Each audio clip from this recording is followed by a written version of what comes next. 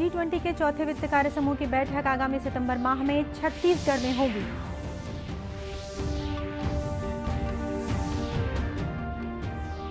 प्रदेश की पहली वंदे भारत ट्रेन का ठहराव राजनांदगांव में मिलने से क्षेत्रवासियों में हर्ष।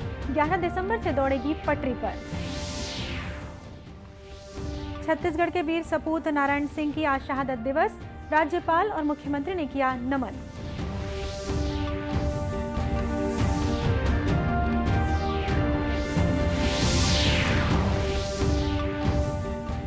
और भिलाई में खेली जा रही प्रदेश स्तरीय लॉन टेनिस प्रतियोगिता में दुर्ग ने कोरबा और रायपुर ने बिलासपुर को हराया।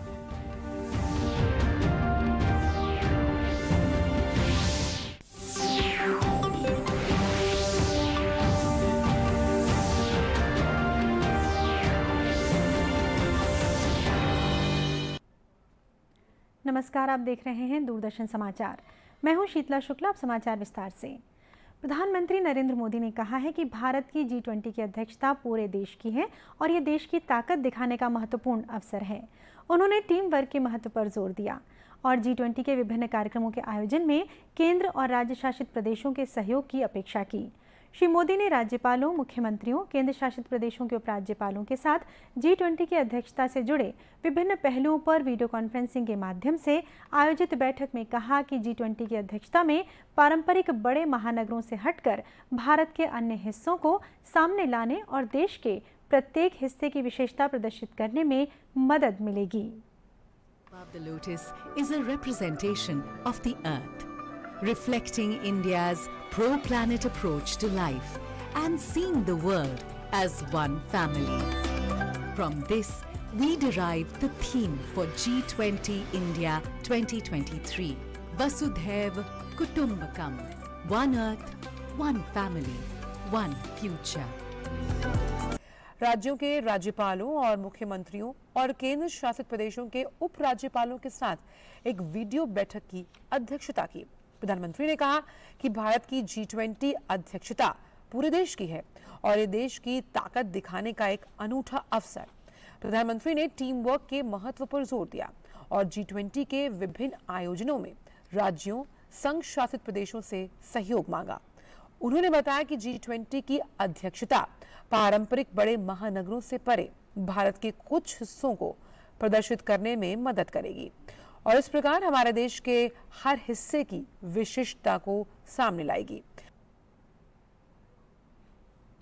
प्रधानमंत्री ने भारत की G20 अध्यक्षता के दौरान बड़ी संख्या में आने वाले लोगों और विभिन्न आयोजनों पर अंतर्राष्ट्रीय मीडिया का ध्यान खींचने का उल्लेख किया। उन्होंने राज्य और केंद्र शासित प्रदेशों से इस अवसर का उपयोग करने पर जोर दिया ताकि वे व्यापार, निवेश और पर्यटन स्थल के रूप में स्वयं को स्थापित कर सकें।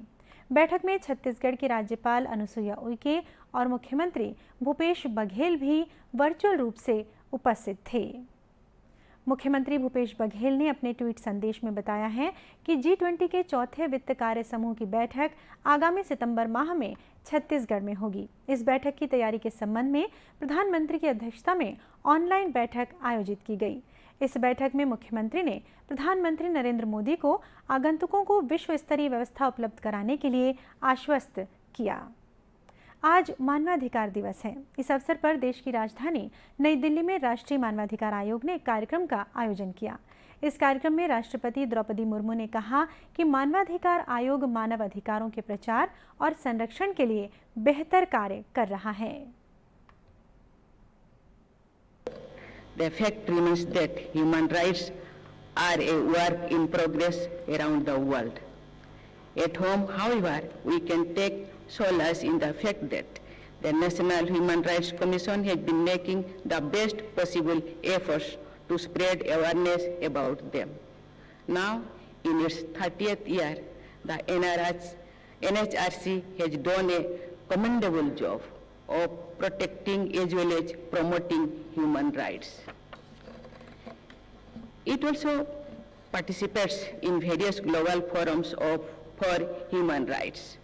India is proud of the fact that its work has been appreciated internationally.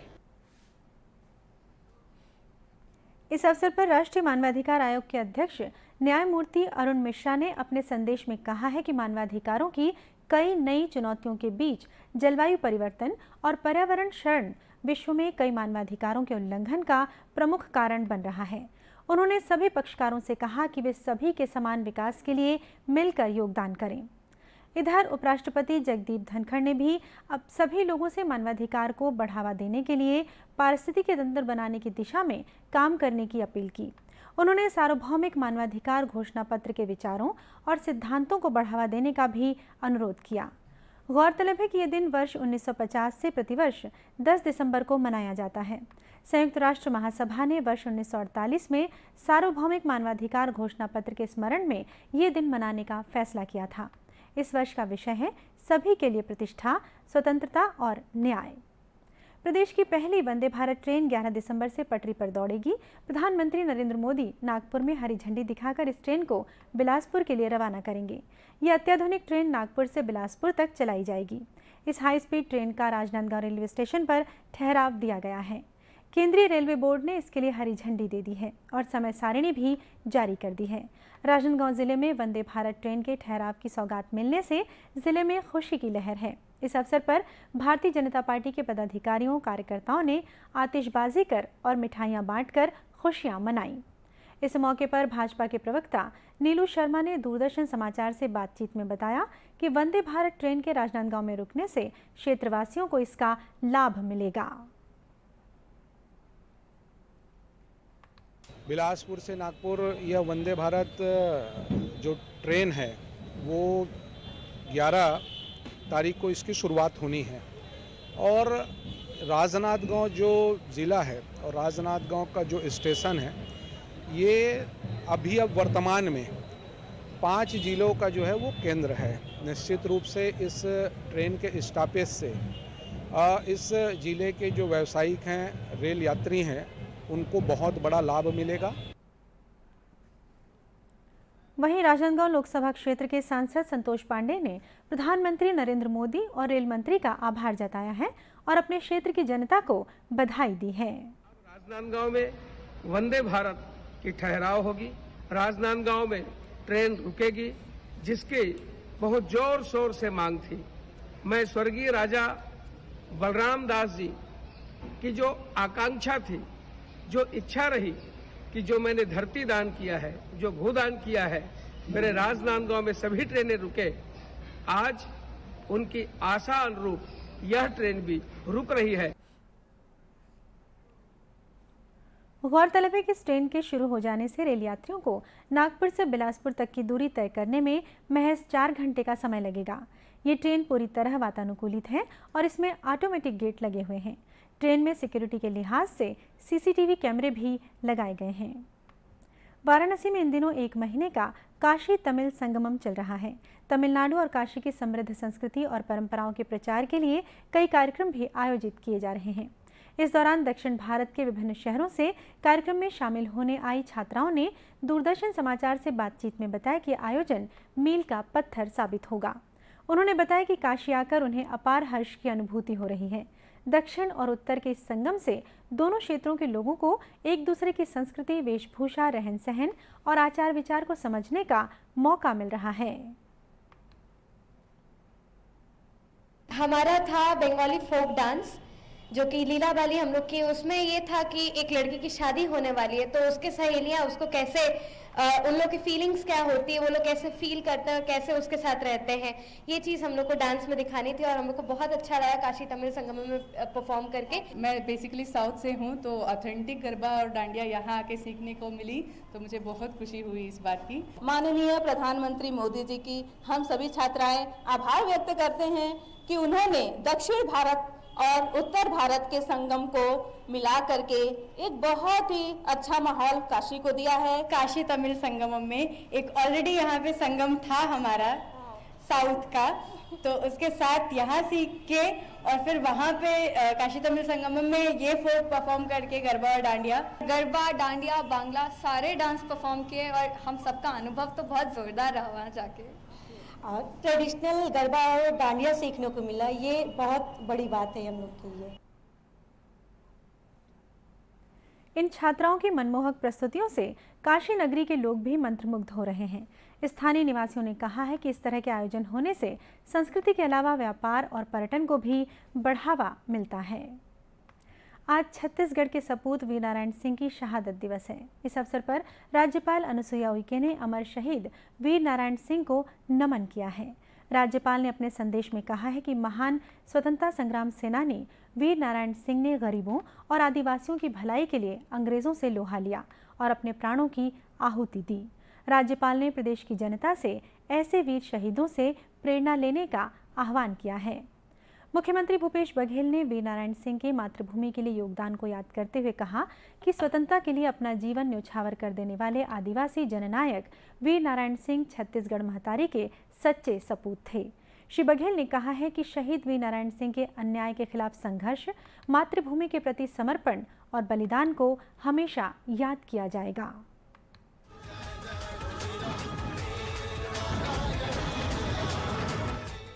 आज हम स्वाधीनता सेनानी वीर नारायण सिंह को भी स्मरण कर रहे हैं, जो 10 दिसंबर 1857 को शहीद हुए थे। नारायण सिंह को बहुत से लोग छत्तीसगढ़ से प्रथम स्वतंत्रता सेनानी के रूप में भी जानते हैं। उन्होंने 1857 में छत्तीसगढ़ से भारत की स्वतंत्रता की लड़ाई लड़ी थी। नारायण सिंह का जन्म 1795 में छत्तीसगढ़ के सोनाखान क्षेत्र में हुआ। व्यापारियों को लूटने और उनका माल अकाल पीड़ित गरीबों को वितरित करने के लिए 1856 में अंग्रेजों ने नारायण को गिरफ्तार किया था, लेकिन 28 अगस्त 1857 को वे जेल तोड़कर अपने गृहनगर पहुंच गए। वहां नारायण ने 500 लोगों की सेना बनाई। सेना को कुचलने के लिए शक्तिशाली ब्रिटिश फौज भेजी गई। अंग्रेजों ने नारायण सिंह को गिरफ्तार कर लिया और 10 दिसंबर 1857 को रायपुर में उन्हें फांसी दे दी गई। रायपुर में शहीद नारायण सिंह अंतर्राष्ट्रीय क्रिकेट स्टेडियम का नाम उन्हीं की याद में रखा गया है। महान स्वाधीनता सेनानी वीर नारायण सिंह को शत शत नमन।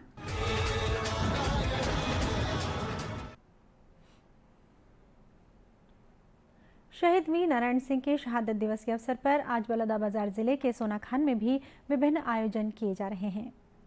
केंद्रीय क्रीड़ा और कला परिषद के तत्वावधान में प्रदेश स्तरीय लॉन टेनिस प्रतियोगिता कल से भिलाई में शुरू हुई। 3 दिनों तक चलने वाली इस प्रतियोगिता का शुभारंभ CSPDCL दुर्ग क्षेत्र के मुख्य अभियंता M जामुलकर ने किया। प्रतियोगिता में प्रदेश के सभी 7 रीजन की टीमें हिस्सा ले रही हैं। प्रतियोगिता में सिंगल, डबल और टीम इवेंट के कुल 54 मुकाबले खेले जाएंगे। CSPDCL दुर्ग के अतिरिक्त अभियंता हर्ष मेश्राम ने बताया कि प्रतियोगिता के माध्यम से छत्तीसगढ़ की टीम का गठन होगा, जो राष्ट्रीय स्पर्धा में प्रदेश का नेतृत्व करेगी। से यहाँ शुरू हुआ है, जिसमें पूरे छत्तीसगढ़ के 7 टीमें 7 रीजन से यहाँ उपस्थित हुई है, जिसमें प्रमुखतः हमारे कोरबा की 2 टीम हुई है, कोरबा ईस्ट और वेस्ट की, और रायपुर से रायपुर रीजन और रायपुर सेंट्रल की टीम उपस्थित हुई है। बिलासपुर रीजन की टीम है, दुर्ग रीजन की टीम और राजनगर रीजन की टीम।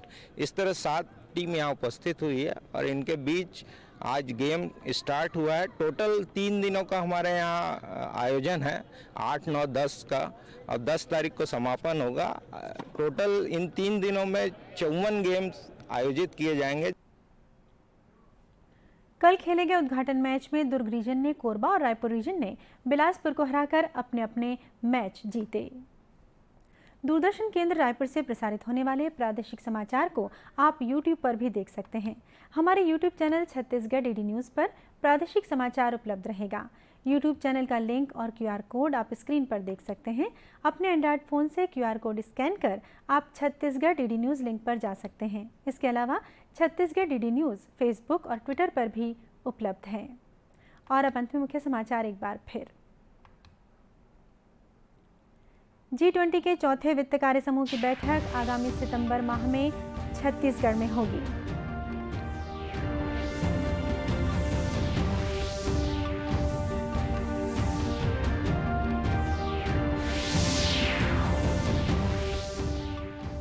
प्रदेश की पहली वंदे भारत ट्रेन का ठहराव राजनांदगांव में मिलने से क्षेत्रवासियों में हर्ष। 11 दिसंबर से दौड़ेगी पटरी पर।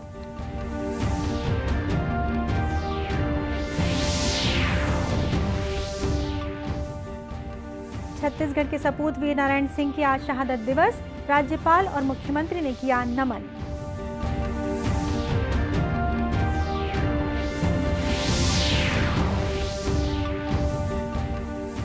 और भिलाई में खेली जा रही प्रदेश स्तरीय लॉन टेनिस प्रतियोगिता में दुर्ग ने कोरबा और रायपुर ने बिलासपुर को हराया।